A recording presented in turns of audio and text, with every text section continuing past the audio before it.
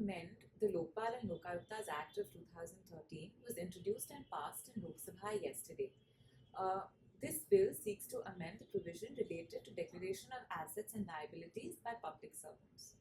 The Lokpal Act of 2013 creates a mechanism to inquire into corruption-related complaints against public servants. The Act defines public servants to include the Prime Minister, Union Ministers, Members of Parliament, employees of government and public sector undertakings. It also includes trustees and officials of certain NGOs who receive foreign funding above Rs 10 lakhs and a certain amount of government funding. A June 2016 notification set this amount of government funding at Rs 1 crore and above. The Lokpal Act of 2013 also requires such public servants to make declarations of their assets and liabilities. The Act states that such declarations must be made by July 31st of every year. Further, this must be published on the website of the relevant ministry by August 31st.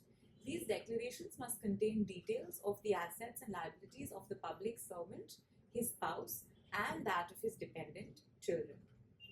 In 2014, an amendment bill was introduced to make certain amendments to the 2013 Act. Among other things, it also sought to amend provisions related to the declaration of assets.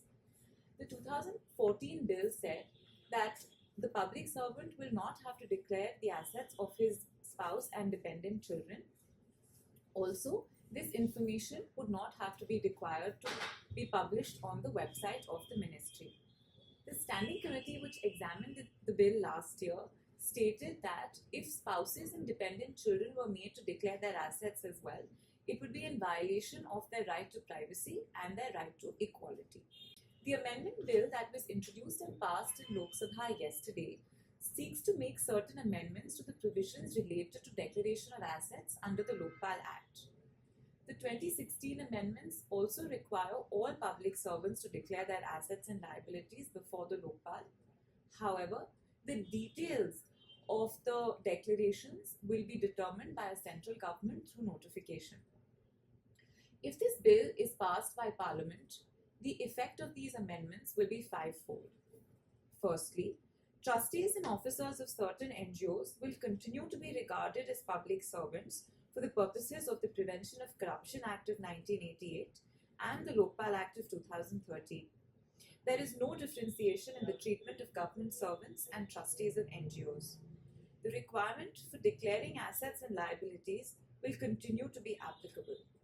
However, the Act will no longer require assets and liabilities of spouses and dependent children of public servants to be declared. It also removes the mandatory disclosure on the ministry's website. That said, the details of the disclosure to be made will be notified by the central government. It is not clear whether the earlier notification will automatically lapse or whether it needs to be rescinded in the light of the new amendments.